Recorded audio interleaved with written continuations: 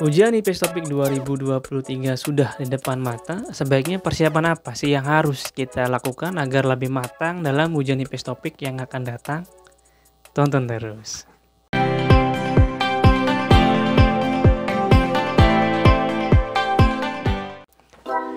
Assalamualaikum warahmatullahi wabarakatuh. Kembali lagi dengan saya Rudin dari channel Dermayu Korea, channel Wong Dewe. Nah, beberapa hari terakhir ini kita dikejutkan, dihebohkan mengenai info ujian IPS Topik tahun 2023 yang semakin dekat. Menyikapi hal ini, saya pengen memberikan beberapa saran buat teman-teman semuanya mengenai persiapan apa aja sih yang perlu kita lakukan untuk ujiannya akan datang. Di video kali ini saya nggak akan menjelaskan mengenai persiapan secara teknis, karena untuk persiapan secara teknis sudah pernah saya jelaskan di video ini. Jadi teman-teman boleh tonton terlebih dahulu. Di video kali ini saya itu pengen memberikan persiapan secara non teknis ya teman-teman. Secara garis besar saya bagi menjadi 3 bagian. Yang pertama, jangan panik. Yang kedua, jangan mudah terprovokasi. Lalu yang ketiga, fokus pada diri teman-teman masing-masing. Yang pertama, jangan panik. Jadi kebanyakan dari kita itu ketika mengetahui bahwa ujian IPS Topik itu semakin dekat, kita panik ya, mudah panik. Jadi alih-alih kita itu memfokuskan untuk menyiapkan diri kita agar lebih matang lagi di ujian yang mendatang, kita malah disibukkan dengan pertanyaan-pertanyaan yang sifatnya itu sebenarnya nggak penting-penting banget. Seperti misalnya, wah nanti ujian yang akan datang itu nilai kelulusannya berapa ya? Nanti pesertanya itu ada berapa ribu orang ya? Nanti kuotanya itu berapa orang ya yang akan diambil? Nanti persyaratannya itu apa ya? Dan seterusnya. Pertanyaan-pertanyaan seperti ini sebenarnya nggak perlu teman-teman risaukan, karena toh pada akhirnya nanti BP2MI juga akan menginfokan mengenai hal-hal apa saja yang perlu diumumkan lah begitu. Jadi hal seperti ini nggak perlu teman-teman semua risaukan, udah fokus saja mengenai persiapan diri teman masing-masing. Semisal, wah saya membacanya masih kurang, perlancar membaca. Saya kosakatanya masih kurang, perbanyak kosakata. Saya mengerjakan soalnya masih belum lancar, perlancar mengerjakan soal-soal ujian IPS Topik. Nah, yang pertama jangan panik. Lalu yang kedua ya, jangan mudah terprovokasi. Kebanyakan menurut pengalaman saya pribadi sendiri ya, kadang kita itu pada saat belajar bahasa Korea, entah itu mandiri atau di LPK, teman-teman semuanya, kita itu melihat teman-teman kita sebagai patokan yang kita anggap itu lebih jago, lebih pintar bahasa Koreanya dibanding diri kita sendiri ya. Dan ketika kita itu melihat mereka yang lebih jago dari kita itu panik mengenai untuk menyiapkan ujian IPS Topik yang datang, kita itu jadi lebih panik. Jadi seolah-olah secara nggak langsung kita itu menanamkan pikiran pada kepala kita itu, loh mereka aja yang persiapannya itu matang, lebih jago, lebih lama, lebih pintar dari kita itu panik.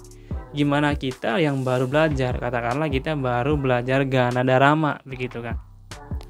Wah gimana kita ya, kok mereka aja kok panik, gimana kita? Ya kita lulus apa enggak, kita bisa apa enggak. Nah, pemikiran seperti ini itu sebenarnya malah menjadi blunder, malah petaka buat teman-teman. Jadi karena perlu teman-teman ketahui, dengan sistem ujian yang sekarang, ujian IPS Topik itu kalaupun diadakan pada bulan 3 nanti, bukan berarti ujian IPS Topik itu diadakan pada hari itu serentak ya, selesai semuanya, enggak. Jadi dengan sistem yang sekarang, ujian IPS Topik itu bisa memakan waktu beberapa bulan loh, karena kan dibagi gelombang, ada gelombang 1, ada gelombang 2. Dan dari hari pertama itu kan, dari gelombang 1 itu kan dibagi menjadi beberapa minggu kan. Satu hari berapa ratus orang yang diujikan. Jadi ada jeda waktu yang cukup lama buat teman-teman itu menyiapkan waktu. Jadi nggak usah panik dan nggak usah terprovokasi kepada teman-teman. Jadi bukan provokasi dalam hal ini, bukan teman-teman kita memprovokasi secara langsung. Kamu nggak bisa, nggak seperti itu. Jadi lebih ke secara nggak langsung kita itu ngeliat, wah mereka panik, gimana kita enggak. Jadi pemikiran seperti ini harus segera dihilangkan, karena bisa menjadi blunder, malapetaka buat teman-teman semuanya. Sekarang kita masuk mengenai persiapan yang ketiga, yaitu fokus pada diri kita sendiri. Seperti yang sudah saya katakan di awal-awal video mengenai jangan panik dan jangan mudah terprovokasi oleh teman-teman kita. Dalam hal ini, fokus pada diri teman-teman masing-masing itu adalah persiapan yang sangat penting. Karena apa? Karena kita sendiri yang tahu apa kekurangan kita. Apakah membacanya kurang, persiapan soalnya kurang, kosakatanya kurang. Kita cukup fokus pada persiapan diri kita masing-masing dan jangan panik, jangan terprovokasi. Fokus pada kekurangan diri sendiri. Mengenai lulus atau tidaknya nanti di ujian yang akan datang, sebenarnya itu pertama ya tergantung rezeki juga sih. Karena nggak semuanya, karena ujian IPS topik itu yang saya lihat ya, salah satu yang bikin ujian ini itu agak susahnya itu karena faktor keberuntungan juga main.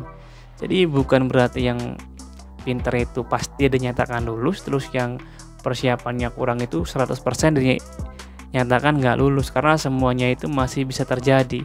Kita tinggal fokus saja pada diri kita sendiri dan kita pasrahkan hasilnya pada yang di atas.